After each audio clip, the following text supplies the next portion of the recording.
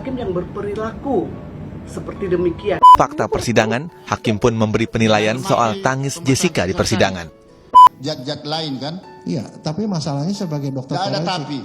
jangan dipaksa Pak. Kalau negatif yang Kan. negatif Pak. Anjay, jangan dipaksa Pak. Pak Hakim Binsar Gultom yang menyatakan bahwa saya pernah menghukum bahkan tanpa saksi sekalipun. Ada fakta persidangan atau alat bukti yang menunjukkan Mirna lah yang memasukkan gelas racun itu ke gelas. Sangat.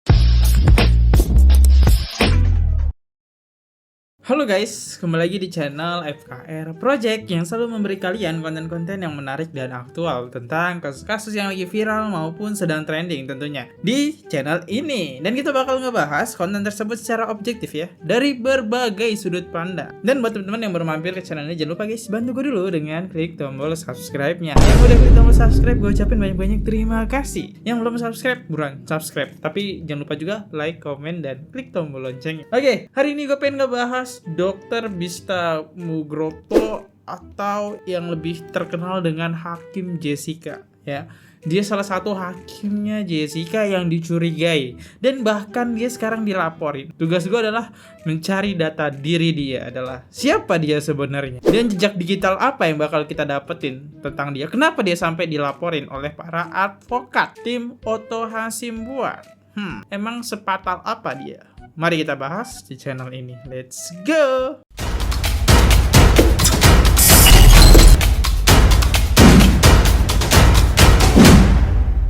Oke teman-teman, gue sempat nyari dan gue nemuin Instagramnya. Gak tahu bener atau tidak, tetapi sepertinya iya. Karena di sini terakhir upload setelah gue selidiki itu dia di sini punya 26 September 2020 dan banyak juga yang komen dari netizen ya. Sepertinya ini akun dia, dan kalau kita lihat dia udah nggak aktif di sosial media. Wajar. Untuk sekarang umur dia udah 65 tahun, jadi wajar lah ya. Umur segitu nggak aktif sosial media ya. Dan dia adalah salah satu hakim yang menghukum Jessica di penjara sampai 20 tahun. Dan dicurigai juga dia yang menuduh Jessica gitu. Inilah Instagramnya. Dan di sini pangkatnya pun kita bisa lihat ya. DR ya. Dokter kali ya. Dokter Bisnar M. Gutomo SH SEMH. Pangkatnya aja udah banyak banget tuh. Udah berapa kali kuliah ya buat mendapatkan gelar ini. Dan di sini tertulis ya, ada kuehnya pun namanya opung. Oke, kita coba lihat ke story sebelumnya. Dan ini adalah hakim pada saat menangani kasus Jessica Kumala Wongso, Pengadilan Negeri Jakarta Pusat. Ini salah satu hakimnya dari Hakim Kisworo. Satu, Hakim Kisworo. Kedua, ada Hakim Binsar Gultomo. Tapi ini yang kita bakal bahas ya, Hakim Binsar Gultomo. 3 hakim ya. Harta kekayaan hakim pada kasus Jessica. Oke, ini kekayaannya kita lihat dulu, kita cek kekayaannya. Hakim Partai Hidayah.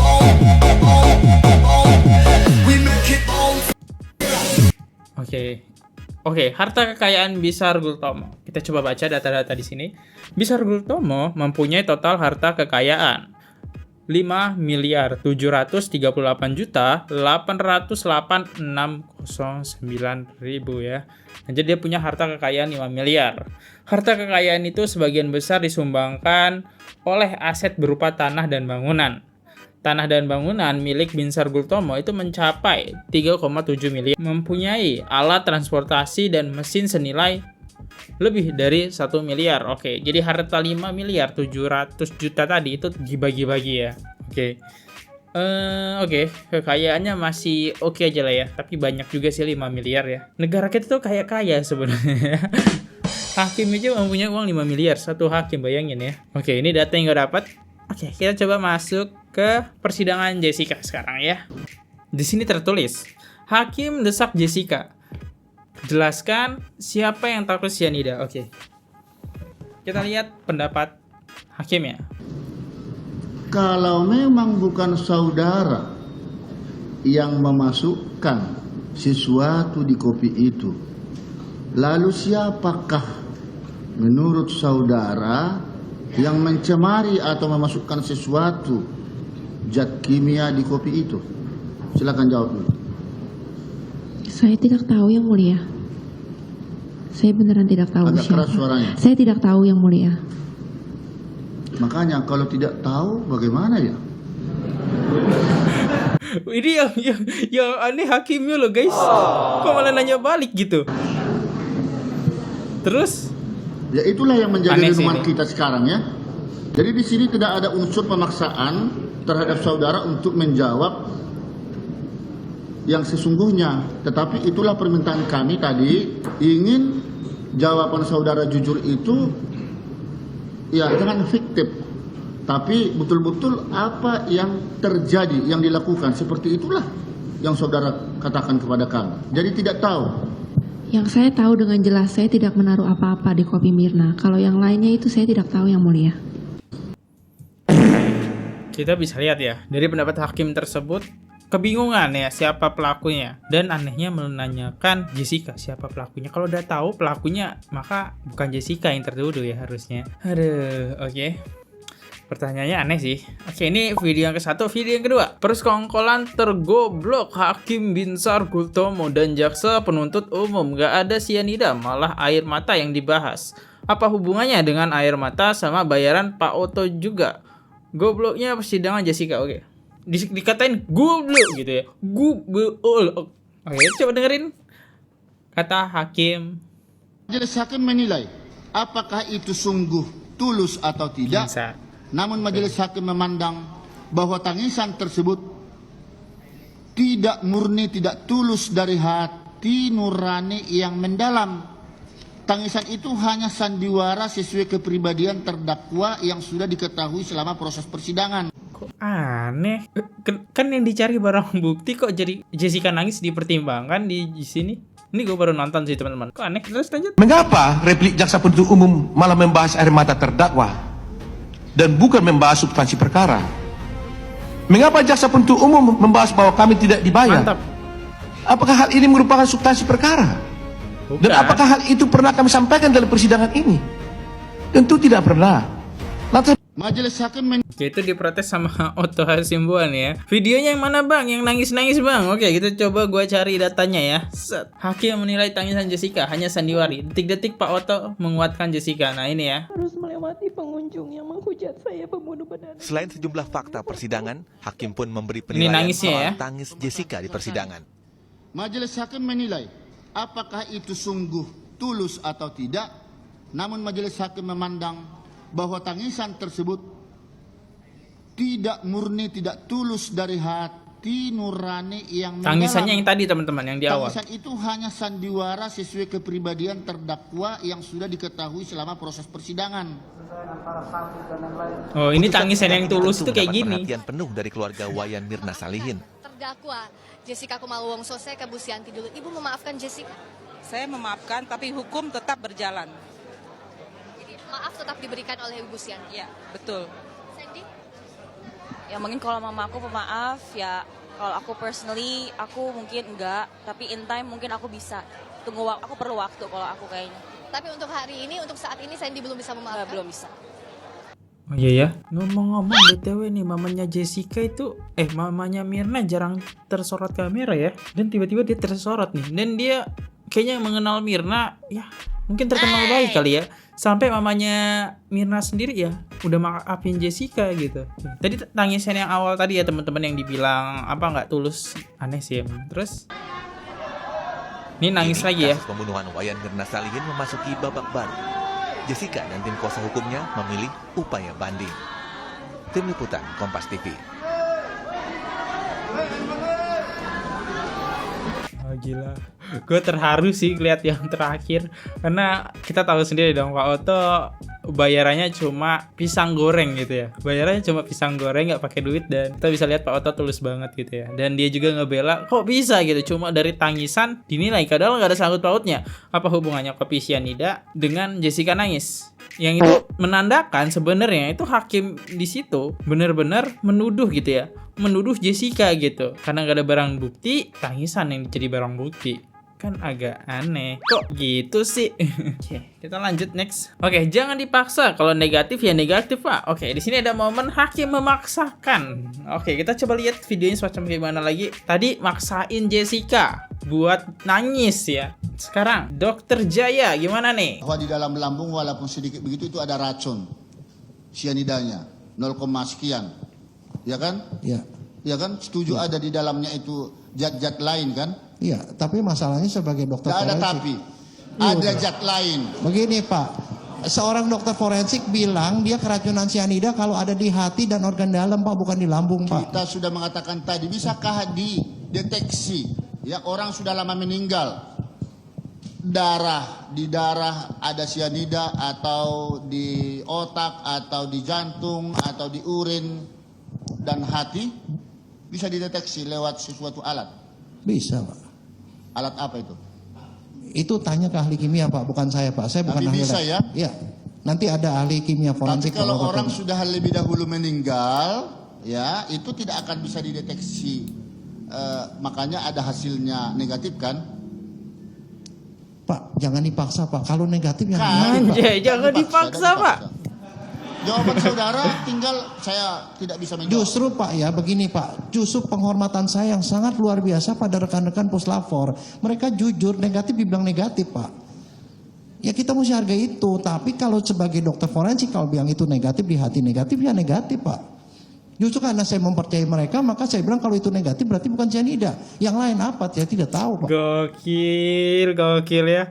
Emang kelihatan memaksa banget ya, cairan lambung gitu ya. Cairan lambung emang gue udah pernah nonton sih sebenarnya videonya, tapi itu udah gue bahas di video sebelum ini. Dan itu emang dicek cairan lambung, tetapi tidak dilakukan otopsi ya teman-teman. Cuma hanya lambungnya aja dicek cairan itu. Kalau nggak salah 5 cc kita ada cairannya. Emang ada di situ sianidanya, tapi nggak, hanya 0,2 gram. Yang itu tandanya cairan tersebut negatif ya. Tapi hakim di sini memaksakan itu ada kan, walaupun 0,2 gram itu ada. Padahal sianida kata dokter Jaya itu bisa didapatkan dari apel. Dan di mana momen Arif bilang Mirna paginya itu makan apel teman-teman ya. Itu udah gue bahas juga di klarifikasi kontennya Arif ya. Itu kita udah bahas gitu. Ini udah banyak banget jadi gue tahu semua ya cerita-ceritanya. Oke, kita masuk ke komen dulu lah biar agak nyantai gitu ya. Hakimnya beneran kuliah. sorry gue baca ya. Hakimnya beneran kuliah hukum. Iyalah, kita kan tahu ya pangkatnya pun udah SH, MH gitu, udah 3 bahkan ya. Sumpah mau nanya beneran syarat jadi hakim apa ya? Sumpah nanya. Nggak tahu. Dokternya bener-bener pinter jawabnya, tenang, netral, mantap. Jejak digital tuh nyata Pak Hakim aja ya. Hakimnya harus dipertanyakan ini ya. Ada something. Next, Pak Binsar Gultom. Dengar nih pengakuan saksi ahli dari terdakwa. Jangan Anda mengoceh di luar dan bangga dengan keyakinan ngaur Anda. Apapun yang terjadi. Oke, kita coba dengerin apa ya.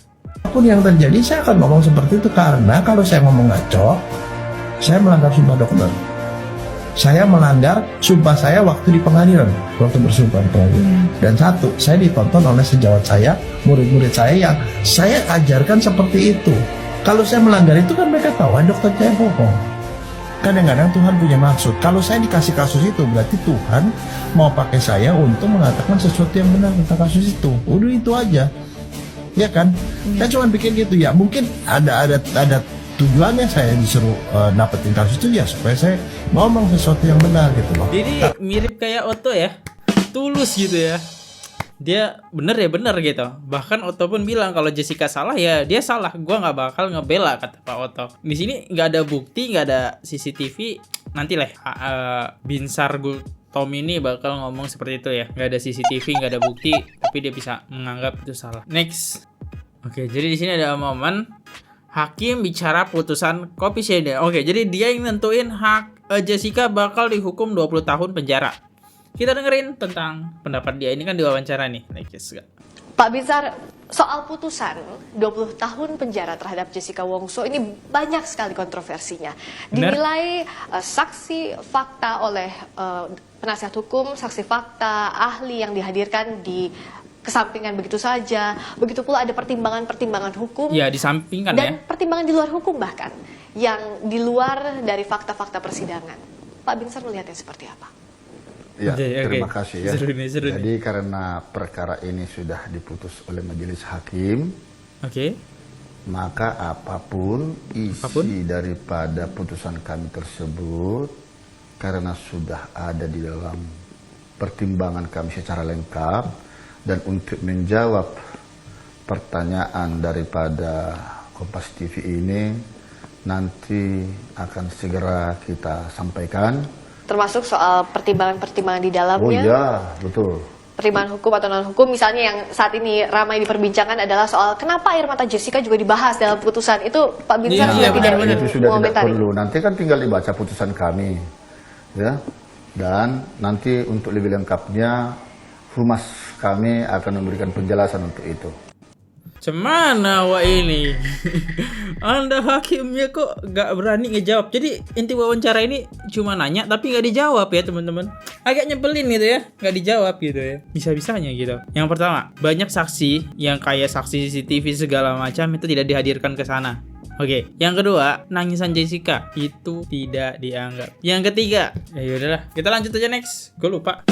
Dan di tahun 2016 itu sebenarnya udah ada yang laporin juga teman-teman dari peran penting CCTV dalam kasus cyanida. Oke, ini ada yang laporin juga ya. Oke, kita dengerin laporannya. Apakah benar hakim sidang kasus Jessica melanggar kode etik? Sebenarnya udah ada laporan nih di tahun 2016. Oh, gila. Ya ini fiksi melanggar kode etik ya. Hakim harusnya jadi penengah, bukan jadi pemaksa ya. Biar Jessica takut dan dia mengakui. Tapi Jessica gak ada takut-takutnya ya, kita lihat. Karena dia gak merasa bersalah, gokil. Ya ini dia udah melanggar kode etik ya, yang harusnya jadi penengah gitu. Emang hakim aneh ya ternyata. Oke, ini melanggar kode etik banget ya berarti. Gak jadi penengah tapi malah menakut-nakuti. Luar biasa. Malah jadi pengacara dia. Yang tugasnya di sisi hakim harusnya jadi hakim, penengah. Ini jadi pengacara, menakut-nakuti. Luar biasa. Jadi pada persidangan aja udah ada yang laporin, sebenarnya udah ada kejanggalan ya Binsar Gultom ini. Ya gitu deh.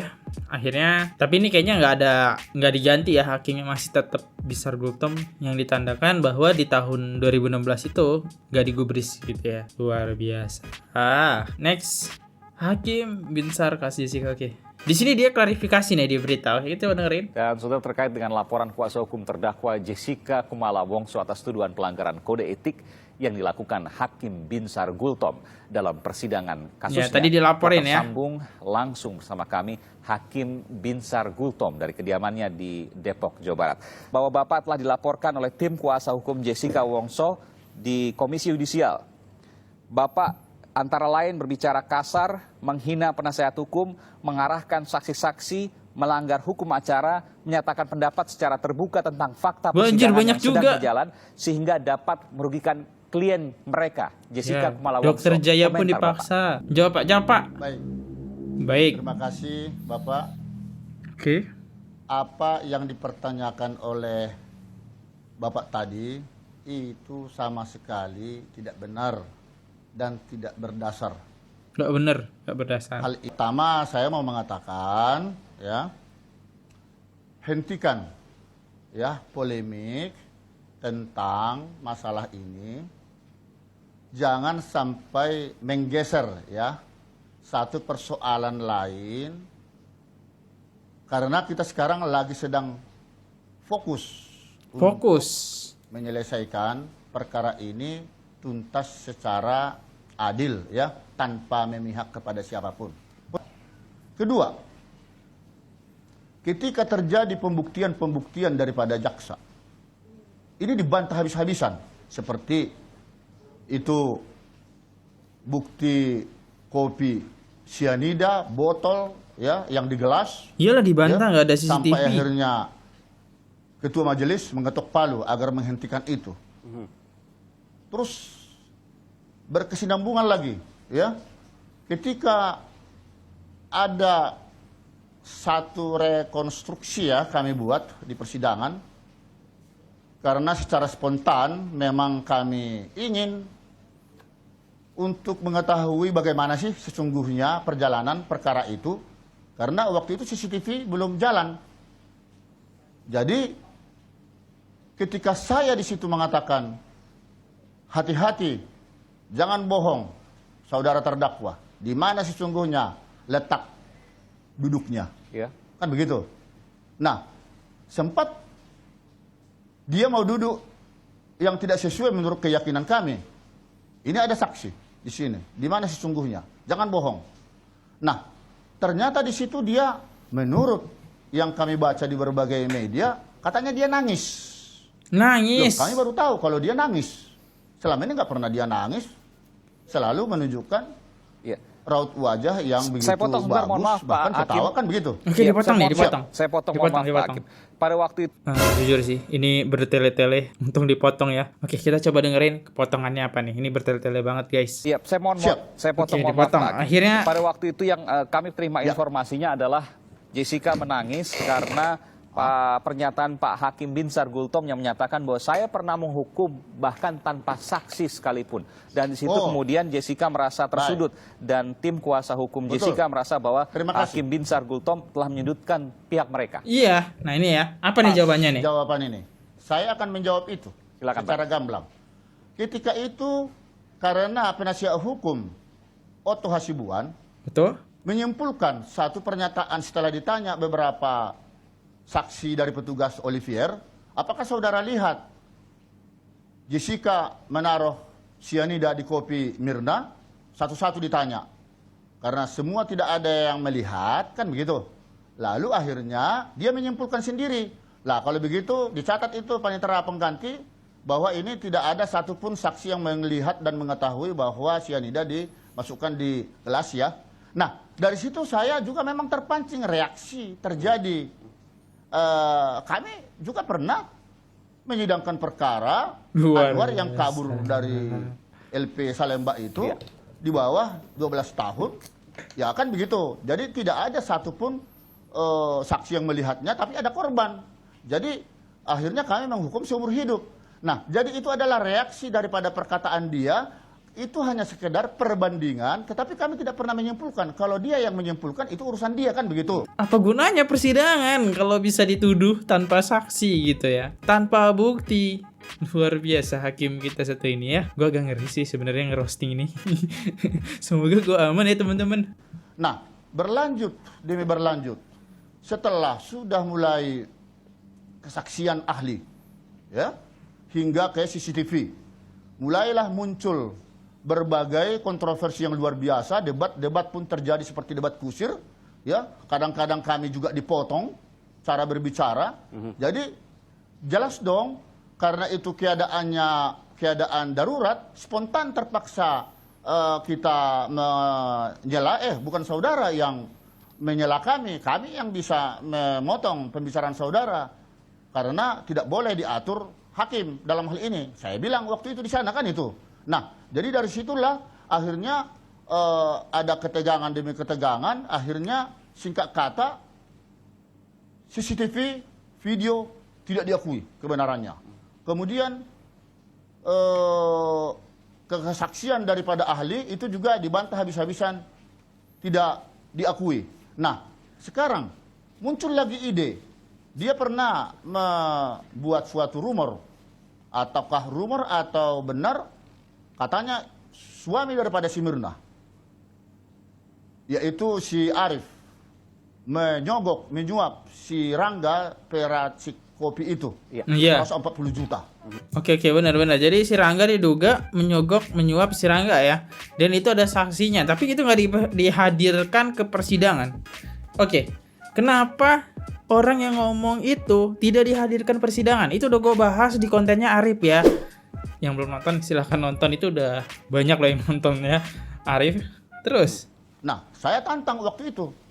Kalau memang benar si Arif menyuap itu, tolong dibawa kesaksian tersebut di persidangan biar kita proses. Nah, sampai sekarang tidak ada ujungnya. Tapi saya meminta, malah ini merupakan suatu PR ya, bagi penasihat hukum, itu harus dihadirkan itu nanti apa benar apa tidak ada yang menyuap. Siapa dia? Artinya Bapak memberikan kesempatan, Pak Hakim. Masukan bagi kami. Iya, artinya Bapak memberikan kesempatan kepada kedua belah pihak, tidak ada berat sedikit pun ke kanan ataupun ke kiri, bahwa yang Bapak lakukan tidak ada juga menyudutkan, bahwa semua dilakukan berdasarkan independensi dan objektivitas. Itu yang Bapak mau sampaikan. Iya, betul sekali. Jadi ketika kami juga mencoba memihak, atau bukan memihak, maksud saya mencoba mengalihkan berbagai praduga tak bersalah itu ke petugas Olivier, ya, apakah ada target dan seterusnya. Nah, itu sudah langsung masuk di berbagai media online saya lihat berapa hakimnya di suap. Kalian denger gak kata memihak? Apakah dia keceplosan gitu? Apakah dia memihak bahwa Jessica yang salah, jadi dia tidak menerima bukti dari luar gitu? Hanya menerima bukti bahwa Jessica yang bersalah, guys. Kan begitu. Nah, jadi memang disinilah ya ekspresi itu muncul spontan keadaannya, karena memang perkara ini menarik dan seru ya, memerlukan sesuatu situasi yang ekstrakurikuler lah istilahnya. Jadi di dalam hal ini mengenai kode etik yang sudah disusun oleh Mahkamah Agung dan Komisi Yudisial itu sebenarnya tidak kaku, ya, itu elastis. Inilah proses persidangan. Jadi selama kami melakukan proses persidangan ini, itu adalah dijamin oleh undang-undang. Tidak boleh seorang pun yang bisa mengintervensi kami di dalam persidangan, terkecuali kami melakukan pelanggaran-pelanggaran berat di sana. Dan tidak seorang pun bisa menggusur atau menggeser anggota majelis di sana, menghentikannya. Ini pertama diatur di dalam pasal 24 Undang-Undang 45. Kemudian pasal 32 ya, Oke, juga bisa menyimpulkan bahwa tadi kita lihat ya, ada laporannya bahwa hakim ini melanggar kode etik karena dia hakim, dia tahu isi undang-undang. Jadi ya undang-undang itu gak elastis gitu. Maksudnya gak kaku, tapi elastis ya. Banyak elastis itu maksudnya banyak pengartiannya ya. Jadi gak satu arti tapi banyak pengartiannya. Jadi elastis ya. Oke, pantesan laporan yang di awal tadi dia melanggar kode etik itu gak digubris ya. Oke, luar biasa. Jadi gak ada yang bisa geser hakim di sini. Wah, ngomongnya ternyata hakim bertele-tele ya. Saya pun pusing sekali mendengar dia ngomong ya. Mau saya cepetin nanti saya nggak paham karena belum nonton. Oke lah, coba kita baca komen-komen dulu biar relax lah. Capek kali gue dengerin Bapak ini ngomong ya. Dari Candy, bukti apa ya Pak? Hakim dapat kalau Jessica bersalah. Coba tunjukin pada netizen. Ada bukti. Hakim ini sudah jelas memihak. Ada apa ya? Intinya nggak tahu sih. Satu ya. Opsi satu. Kita berpikir secara firasat aja deh. Opsi satu mungkin bisa aja dia disogok ya. Bisa. Opsi kedua, dia harus nemuin siapa pelakunya gitu, karena kasus ini udah terlanjur viral, hanya dia harus nemuin, harus selesaiin kasus ini. Ketika kasus ini selesai, entah dapat bayaran atau kayak gimana, atau nama dia jadi baik ya, makanya dia harus nemuin siapa pelakunya gitu. Jadi dia seakan-akan memaksakan Jessica ya dari setiap pertanyaan dia. Dan kalau melanggar kode etik tadi ya, namanya orang hukum gitu. Udah hakim lagi pangkatnya, tentu saja dia sudah tahu dan dia bisa membantah kasus tersebut ya. Inilah ya. Next lanjut. jadi kalau banyak keberatan menurut Pak Oto atau tim penasihat hukum, semua komentar-komentar yang dia sampaikan itulah yang seharusnya dituangkan ke dalam memori banding. Karena mereka katanya mau banding. Jadi tidak usah dia secara live memberikan komentar lagi secara terbuka ke publik. Ya, itu jadi mengundang berbagai polemik. Dan itu seolah-olah ada pengadilan di luar pengadilan. Hakim itu kan kalau menjatuhkan suatu putusan, ya selalu lebih dahulu menggunakan nalurinya. Naluri. Apalagi ini persidangan ini sudah cukup lama ya. Kita sangat menguasai keadaan. Barulah dari naluri ini kita hubung-hubungkan dengan alat-alat bukti lain. Oke, jadi dan sudah terkait dengan. Jadi kalau Anda melihat fakta persidangan dari itu adalah pesannya ya. Pak Oto, kamu dilarang buat ke podcast lagi ya. Biar publik nggak tahu, karena nanti makin rusuh. Itu pesannya dari ini. Jadi dia kayaknya nggak suka ya. Kita bisa menggarisbawahi dia nggak suka ketika Pak Oto Hasibuan ini ke podcast gitu. Karena ini bakal banyak timbul banyak kebongkar gitu. Nggak maksudnya kecurigaan gitu ya. Jadi makin viral lagi beritanya. Padahal udah selesai. Kalau udah keputusan hakim udah gitu. Itu nggak bisa diganggu-gugat. Oke, di sini kita masuk lagi. Ini pertimbangan hakim memvonis Jessica 20 tahun penjara. Oke, di sini dia kayaknya ngasih tahu deh. Kalau yang sebelumnya dia nggak ngasih tahu ya di berita tadi sampai bertele-tele. Oke, itu dengerin. CCTV bahwa setelah ia meminum kopi Vietnam itu, maka tubuh Mirna langsung bereaksi, ia merasa kepanasan, ia kemudian langsung begitu cepat tidak sadarkan diri dan kemudian terbujur kaku. Jadi kondisi fisik itu yang Anda lihat dari CCTV. Tapi juga ada pertanyaan, tidak ada fakta persidangan atau alat bukti yang menunjukkan Mirna lah yang memasukkan gelas racun itu ke gelas. Jessica lah yang memasukkan racun cyanida ke gelas Mirna. Paham. Jadi bagaimana keyakinan hakim waktu itu? Ya, tidak ada satupun. Tidak ada satupun. Kan greget nggak? Tidak ada satupun. Terus gimana hakim ini bisa menuduh Jessica 20 tahun penjara? Oke. Bukti atau alat bukti saksi yang melihat dimasukkan. Ini memang CCTV menjadi sarana yang empuk, dan ini setelah diberlakukan Undang-Undang ITE ya, menjadi dasar bagi kami bahwa CCTV ini menjadi tolak ukur. Persis. Tapi Pak Binsar, Karena pada waktu itu di CCTV tidak dapat dilihat. Ketahuan pada saat di Zoom Muter-muter. ada gerak-gerik tangan itu masuk ke salah satu tempat gelas tapi ketutup oleh PPS. Ya, karena waktu itu Jessica di CCTV berusaha untuk meletakkan satu tas besar, kantong besar di sebelah gelas, sehingga itu tidak terlihat ia memasukkan sesuatu di balik tas itu. Namun semakin Terus gimana? Tajam bagi kami untuk membuktikan bahwa pelakunya dia ketika di CCTV kita lihat gatal-gatal tangan. Kalau serbuk sianida kena ke tangan, banyak melepuh, kalau sedikit gatal-gatal. Hingga gatal di paha, dibuang celana jeans. Alasan katanya sobek. Bagi kami mau dibuang alat-alat bukti, barang bukti tersebut yang menjadi alat untuk mematikan seseorang itu, no problem. Justru disitulah keyakinan hakim timbul. Jadi keyakinan hakim itu tidak muncul seketika. Kehakimannya tidak muncul seketika, tapi muncul lewat celana. Gimana sih? Celana itu udah dikonfirmasi loh sama pembantunya ya, bahwasanya itu emang bolong gitu. Dan keyakinannya bingung sih ya, aneh gitu. Tadi dia bisa menyimpulkan Jessica memasukkan di sebuah kopi, tapi kan ketutup tas. Gimana dia bisa menyimpulkan gitu? Gue nggak expect sih kalau jejak digitalnya seperti ini. Ini parah banget sih berarti ya, kejanggalan-kejanggalan yang gue dapet ini. Cuma karena celana guys ya. Hati-hati loh.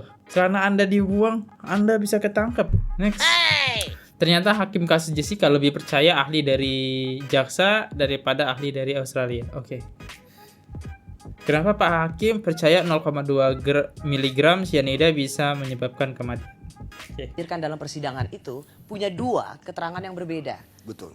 Ada toksikologi yang mengatakan ia mati karena racun cyanida, tapi ada juga saksi ahli yang dihadirkan oleh kuasa hukum Jessica yang dari Australia kalau nggak salah, dia mengatakan tidak dapat ditemukan cyanida yang cukup besar jumlahnya yang bisa menyebabkan Mirna Salihin mati meninggal karena cyanida.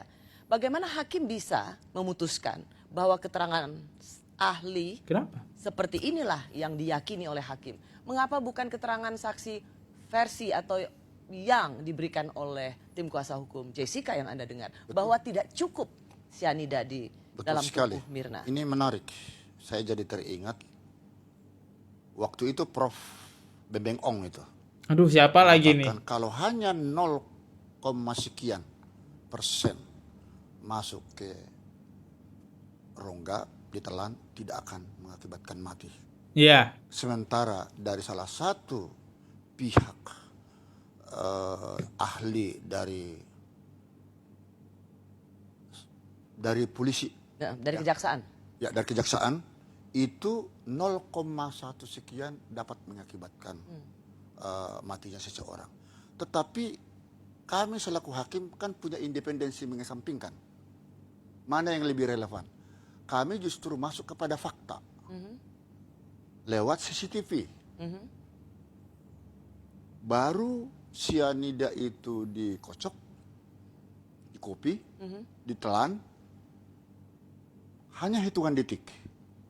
Karena hal ini kami sudah mempelajari karakteristik cyanida. Hanya hitungan detik bisa membuat seseorang itu kolaps hingga meninggal dunia. Oke, ini sekali lagi saya berterima kasih karena Anda bisa menjelaskan ini setelah 6 tahun kasus ini divonis. Lagi supaya jangan terputus. Nah, jadi dasar faktual ini yang paling urgen bagi kami. Faktanya dia mati seketika yang kondisinya sebelumnya sehat. Kok ada gitu ya? Dia lebih percaya dengan jaksa ahli ketimbang ahli forensik yang benar-benar menguasai di bidang tersebut. Luar biasa. Dan dia nggak mau dan kita bisa lihat ya, hakim di sini nggak mau melihat opsi yang lain ya. Opsi dia cuma satu, sianida dia yakinin. Padahal 0,2 mg itu tidak mematikan. Pusing nggak kalian? Pusing dong. ada loh hakim kayak gini, ternyata pantesan minta dilaporin. Next. Saksi-saksi fakta, ya jelas tidak melihat kan, tidak ada saksi fakta. Terus lagi CCTV, ya juga nggak bisa membuktikan. Nggak bisa membuktikan?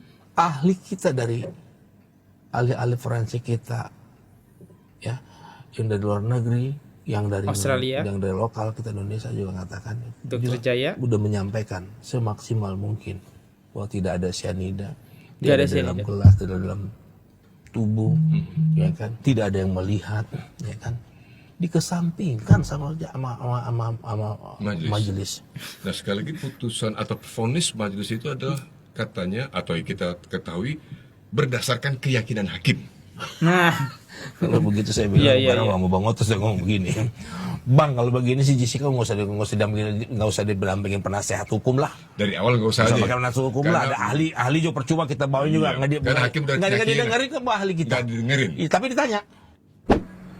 Jadi banyak alat-alat bukti dan barang bukti yang perlu dieliminasi oleh para hakim. Pada waktu itu? Pada waktu kasus racun cyanida? Betul sekali. Ya. Jadi pendapat yang bermacam ragam itu, kami selaku hakim fokus kepada surat dakwaan jaksa. Nah, karena itulah jaksa di dalam menyusun surat dakwaan itu harus betul-betul menerima masukan dari berbagai pihak dulu, supaya tidak ada kontroversi dari sana sini. Nah, kalau sudah ditangani dan masuk kepada surat dakwaan jaksa, itulah yang menjadi dasar hakim untuk membuktikan benar atau tidak surat dakwaan.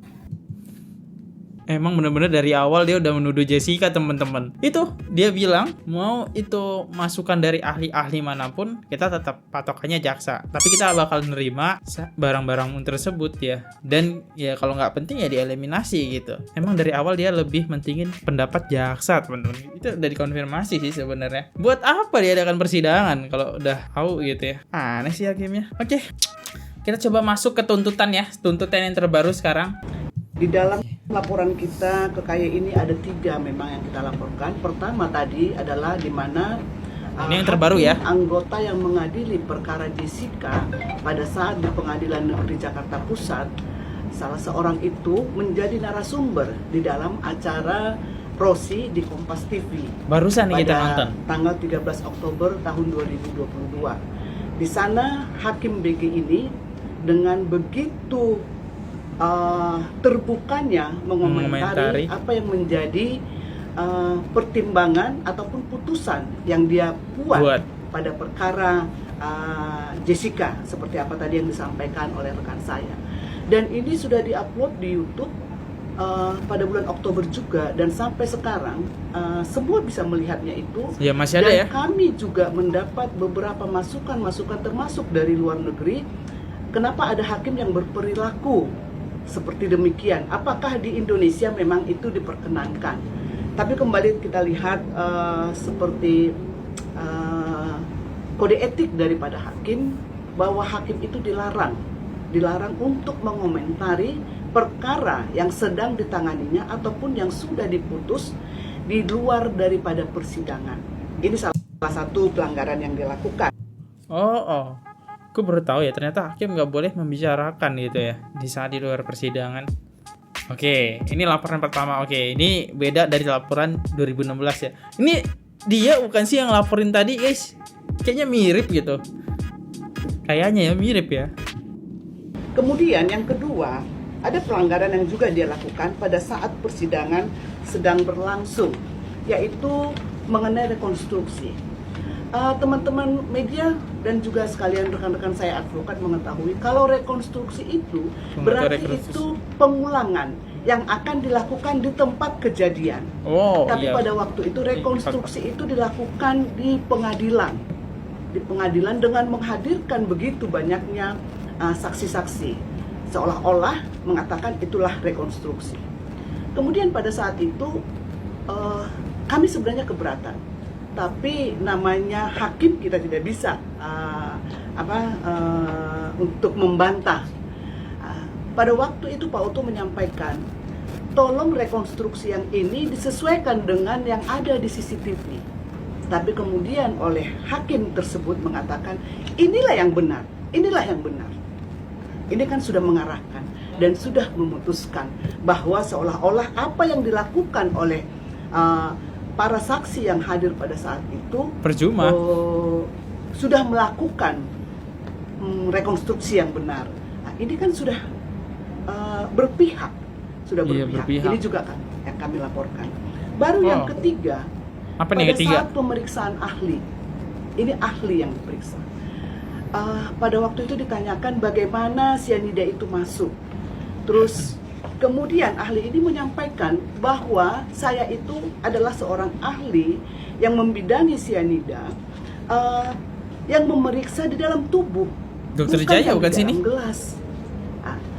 Untuk ciri-ciri di tubuh itu kami tidak menemukan bahwa adanya ada cyanida. Oh, Dokter Jaya ya ini. Kemudian oleh hakim BG ini menyampaikan bahwa cyanida itu emangnya masuk dari mana? Dari mulut kan, bukan dari pantat. Mohon maaf. Nah, ini kan sudah tidak etis. Itu disampaikan depan persidangan. Jadi ada 3 hal ini. Sebenarnya masih banyak yang lain yang dia lakukan. Kami sudah melampirkan di flash disk video-video termasuk hasil persidangan itu bagaimana hakim BG ini juga seolah-olah mengarahkan saksi untuk menyampaikan seperti apa isi hatinya. Nah, ini kami melihat. Jadi itu kami sangat berharap dari Komisi Yudisial dapat memperhatikan semua apa juga yang kami lampirkan dalam video tersebut supaya dipelajarin sejauh mana pelanggaran. Bagi kami ini pelanggaran, sebenarnya waktu sidang pun ini kita sudah sampaikan. Tapi sekarang ini setelah ada film dokumenter Netflix, ini semakin mencuat. Jadi pada kesempatan ini benar-benar kami dengan serius dan memohon agar hakim BG ini diproses dengan secepatnya. Oke, jadi itu ya laporannya udah kita tonton semua ya apa yang dijelasin. Nah itulah jejak digital yang gue dapatkan. Sebenarnya masih banyak sih, masih ada lagi, cuma waktunya gak cukup teman-teman ya. Mohon maaf nih. Oke, yang terakhir nih gue baca komen, 1 komen aja teman-teman karena gue takut durasinya kepanjangan guys. Oke, langsung aja kita masuk ke kolom komen, top komen di video sebelumnya. Oke, top komen di sini cuma 1 ya ternyata. Like-nya 5 dari Lipihin 7631. Semoga Jessica dapat keadilan. Pak Oto sehat selalu. Ya ini ya top komennya cuma 1 aja sih. Dan di sini gue Fadli, gue ucapin banyak-banyak terima kasih ya. Dan jangan pernah bosan untuk komen di setiap konten-konten gue karena top komen kalian bakal gue bacain di channel ini. Gue Fadli undur diri. Sampai jumpa di video selanjutnya. Ya semoga masalah Jessica ini udah selesai ya dan bisa dilakukan PK kedua dan kita udah tahu siapa sosok Bisram Gustomo ini. Harusnya kalian udah tahu ya kenapa dia dilaporin ya. Banyak banget kejanggalan dari sisi hakim ya sebenarnya. Ternyata nggak dari jaksa aja, dari hakim pun kejanggalannya banyak. Memaksakan sebuah barang bukti dan memilih percaya dengan jaksa ketimbang ahli-ahli forensik, Dokter Jaya maupun ahli yang dari Australia. Gimana menurut kalian? Kalian bisa komen di bawah ini. Gue Fadli undur diri.